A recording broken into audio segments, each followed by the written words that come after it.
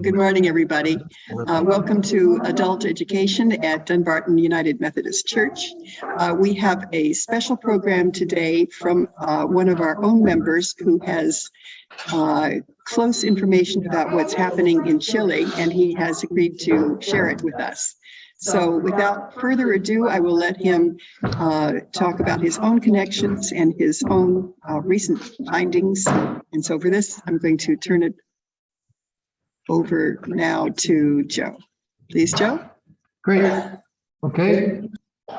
Well, I have a lot of people to thank too. Shirley, Jihei, Maria, our son Justin, making this all possible. You perhaps read in your newspaper that the Chilean people rejected by 62% a new constitution. A slap in the face to the new president, Gabriel Boric. Why? What happened? That's what this is about. Because the 80% of the people in Chile have said again and again they want a new constitution. So what happened? And I have a few minutes to walk us through what happened. What happened actually began 52 years ago with the election of, come on guys, this guy.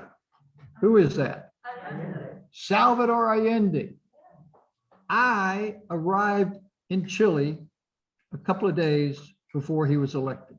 Oh, wow. In September of 1970, sent there by the General Board of Global Ministries of the United Methodist Church.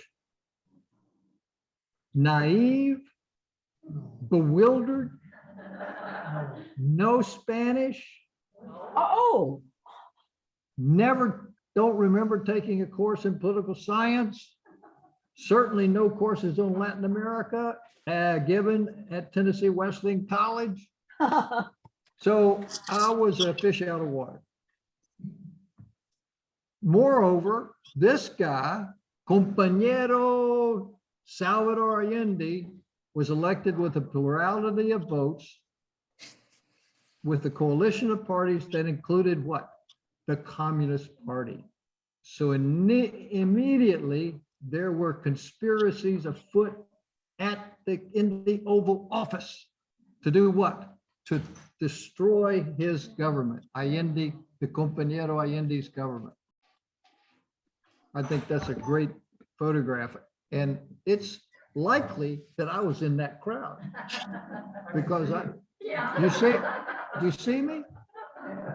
Because he would have these rallies with a million people in the plaza, and I would go and I would be jumping. It would say, El que nos movió salta, which means that if you're not a right-wing extremist, jump up and down. El que nos movió salta. So I wasn't a momio, so I jumped with a million people up and down. Anyway, so Allende was elected president. A lot of things went right, a lot of things went wrong. What went wrong was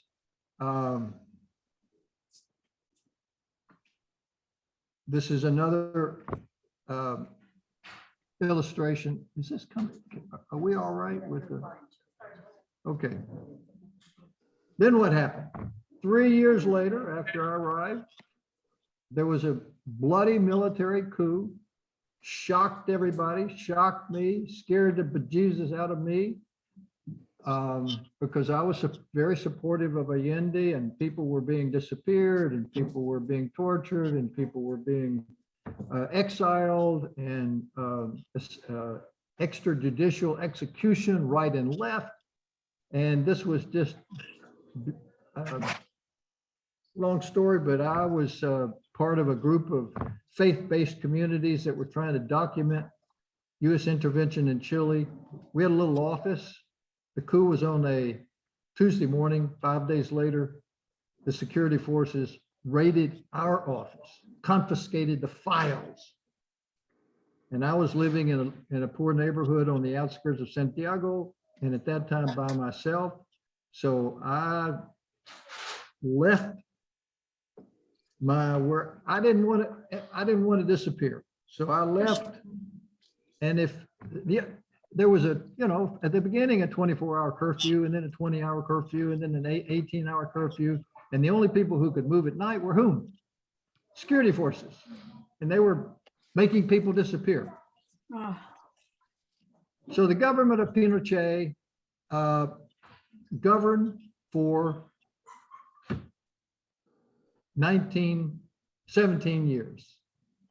And in the middle of that, they wrote a constitution, the Pinochet Constitution, which is what all of this brouhaha has been about, to change the Pinochet Constitution, because they had bionic senators, and it was written primarily by a guy named Milton Friedman. You've heard of Milton Friedman, who's thought that the government should take its hands off anything associated with the economy. Should be, the Bible was free market economics. Now, I put this in because Orlando Letelier was a very close friend of mine, and you perhaps remember this event on September the 21st, 1976, car bomb, state terrorism in Washington, D.C., on Sheridan Circle, Massachusetts Avenue, in which he and Ronnie Carpin Moffett, a student that he was working with, were assassinated.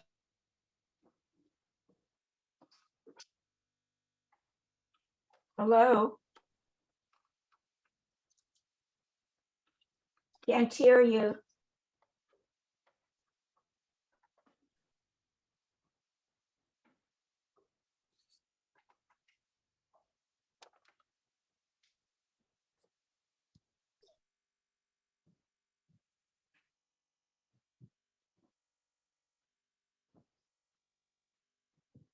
Please keep me unmuted, Mrs. Jenny. Right. Right. I was told to turn the sound off. Okay. Try talking now, and we'll ask people to respond. Okay. Yes, we do. We were told that there was no sound for him. There's no sound for Joe? I'm going to let you sit down. Yeah, sure. It works now. Okay, I unmuted Okay. myself. Did you unmute?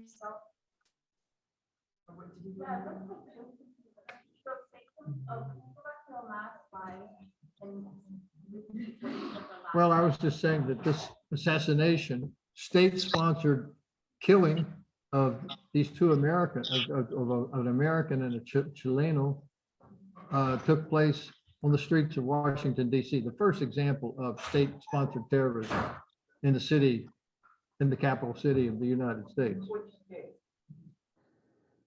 Pardon?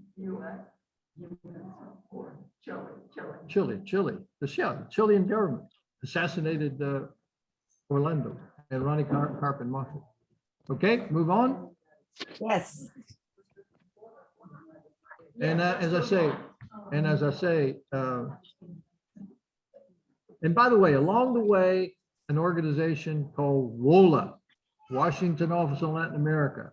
I still feel very, very close to WOLA, because after the Chilean coup, the faith-based communities came together to organize and help support an organization that would be be a listening post in Washington for developments that were affecting the lives of so many people in Latin America, so many representatives of faith-based communities, missionaries in Latin America.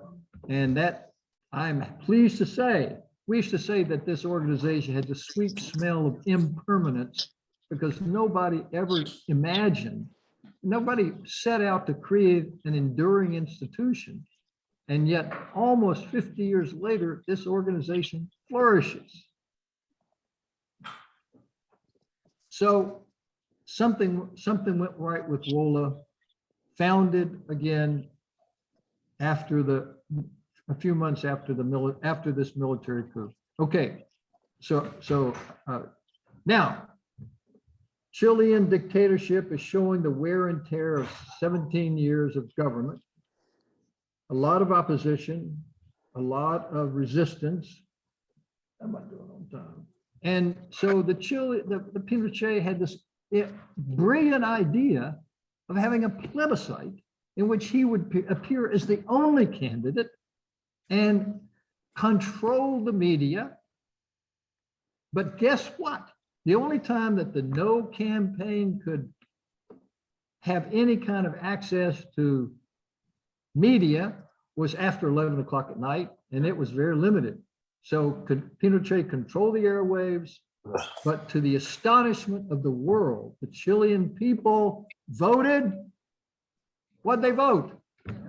No, they voted no for the continuation of the Pinochet dictatorship. So in 1990, there were elections electing a guy named Alwin, and for all intents and purposes, the military government was over. However, what remained? The Constitution, the Pinochet Constitution. And by the way, one of the things that Alwin did, which has always moved me, is he created the Rettig Commission to investigate the disappeared, the political prisoners, etc. That report was presented to him, Alwin,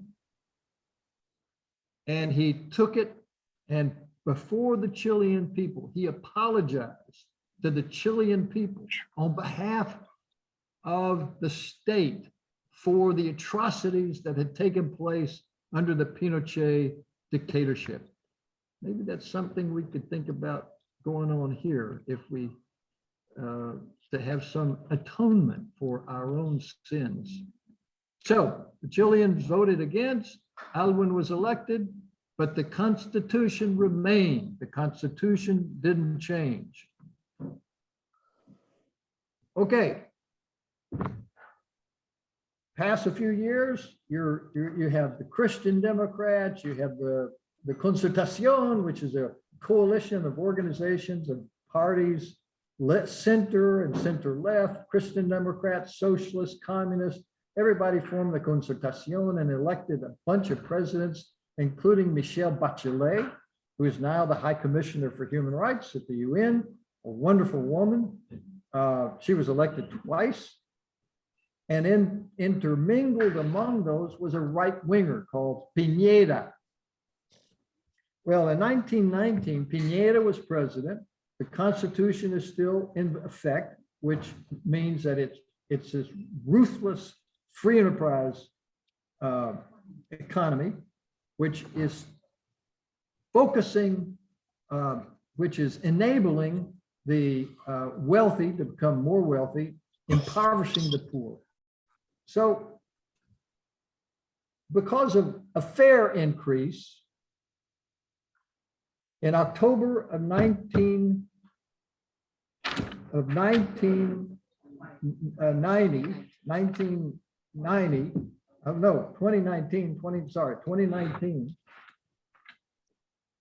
there was this spontaneous outburst of fury against the government and against the Constitution. I call it the accumulated fury over social exclusion.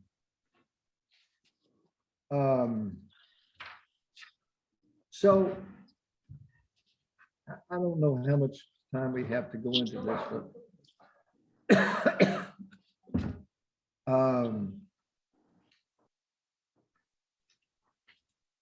I'll say that it started as a fare evasion from high school students. They jumped over the turnstiles. Then there were organized bands of students who vandalized some infrastructure. State of emergency, state of siege was declared. Protests escalate. The police respond with water cannons and with tear gas. It was an overreaction by the state. A curfew was installed. And at one point, look at that on the right-hand side, 1 million people, 1/4 of the population of Santiago, Chile, were in the streets protesting the government, protesting the economic system. 20 people died, 2,500 injured, 3,000 detained. And basically the government declared, we're at war with the people. We're at war with the students. So this is the trigger point. This is what led to the decision to write a new constitution. Now, let me just say this, that, ordinarily protests, street protests have limited impact, to be honest. They certainly assert displeasure. But people in the Congress had tried for 20 years to generate sufficient energy to address the issue of the way this Constitution had been written in favoring the rich over the poor. And the poor exploded in fury and anger. And finally, this is one of the first times I know that street protest actually led to profound political, social, and economic change. These street protests obliged the powers that be, who didn't want to do this, the economic powers, the social elites certainly did not want to do this, but it forced them to think about, because of their demanding, what are they demanding? A new constitution. Get rid of the Pinochet constitution because it is inherently unjust and inherently leading to this greater disparity of income. And in Chile, you got to understand, Chile is a very racist society. If you start in what's called the Barrio Alto, which is where the wealthy live, they look just like us. They have our color. You get on a bus and you go to the popular neighborhoods and people are shorter and darker. And they are called rotos, Chilean. They are, so there's a great deal of racism and elitism and social exclusion, social and political exclusion in Chile. These people are raising a fuss. Well, what does that lead to? Earlier this year, there were two things are going on. One is a constitutional convention to write a new constitution. And the other thing is presidential elections. Who's elected? This 30-some-year-old Gabriel Boric, who has tattoos all over his body and was won overwhelmingly. People came out and voted in mass for this young president, Gabriel Boric. Huh? Good president. Maria's telling me that. Come on. Okay. So two things are happening. One is the election of the president. Two is this new constitution. So 155 delegates are elected to write a new constitution. Not the political parties, not the ruling elites. The people voted to send their own representatives to the Constitutional Convention. 155 people. The president, the chair of this Constitutional Convention is an indigenous woman. Now, the truth be known, they kind of get carried away. They have they write a constitution with 388 articles, enshrine 100 kinds of rights, including free legal advice, free access to the internet. Some of these things are pretty good.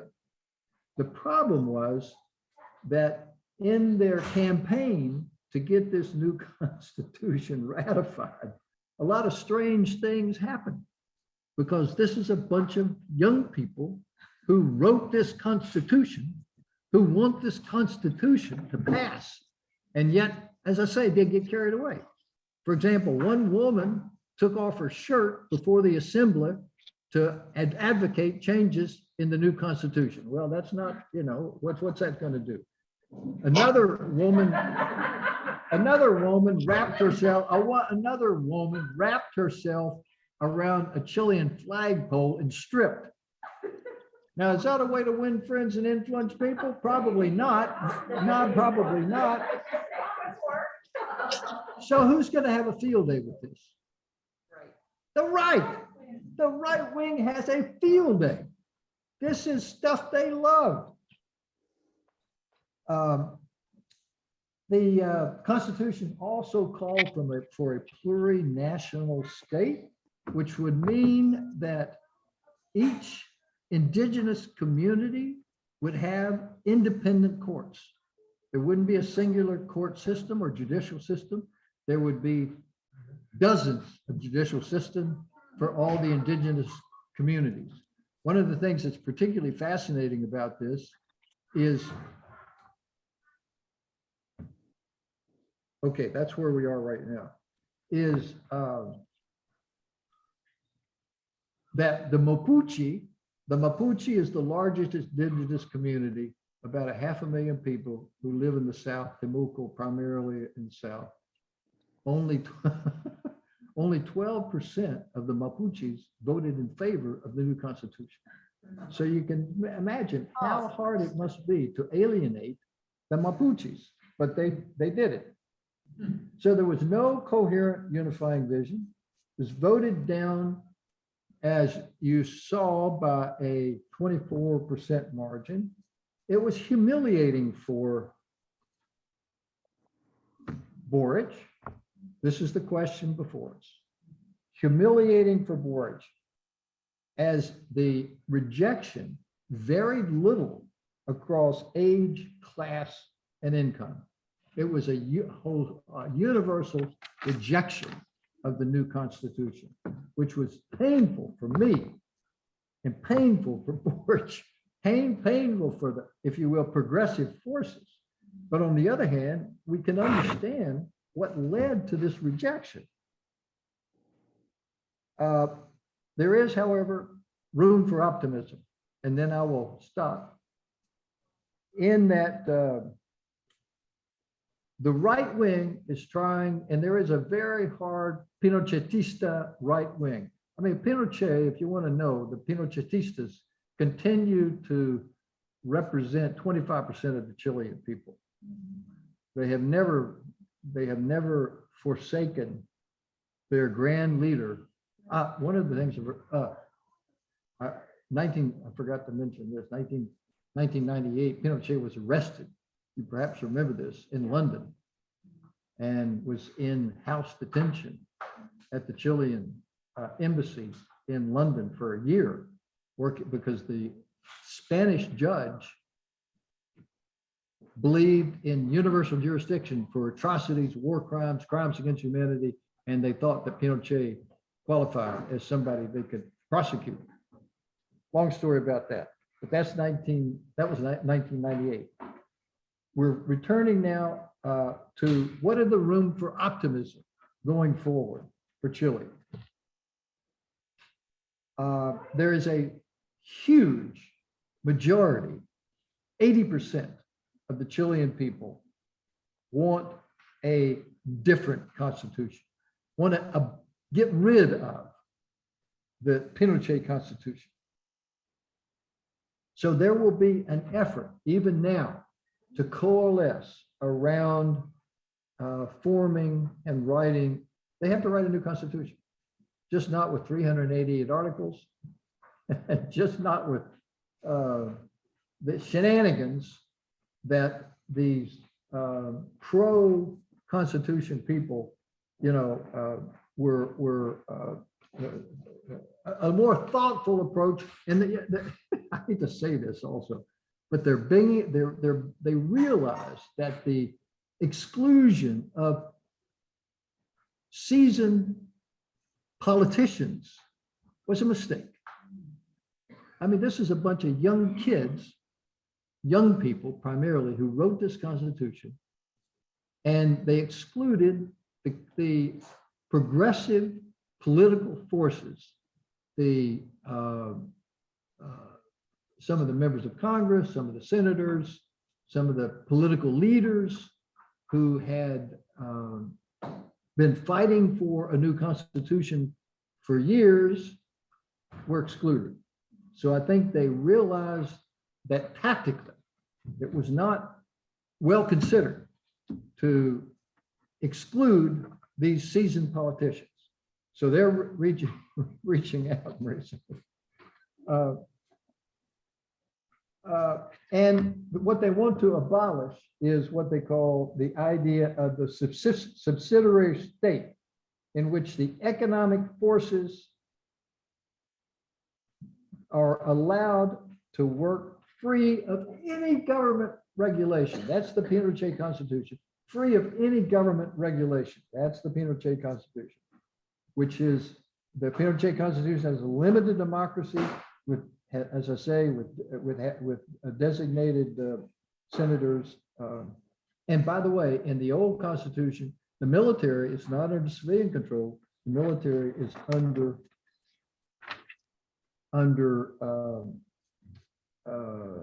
the state control, so, but under the military is under the military. What does that- Okay, Mary wants me to stop, I'll stop. You're fine. And by the way, let me say that the new Constitution written by these young people was not really a socialist Constitution, because everyone has these memories of the coup. Nobody wants another military coup because of the bloodbath that took place, and it is remains in the memory of even the young people in Chile. But they do want,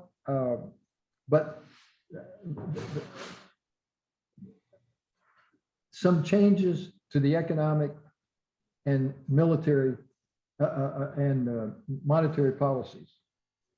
And by the way, water, Maria, water is now considered a market commodity. Right now, water is a market commodity. It's owned by private individuals and who set prices and costs. And the environment, okay, where is it? Water is declared non-commercial and given social protection. Okay, I'll stop there. Thank you very much, Joe. A round of applause, please. Yes, give me a round of applause.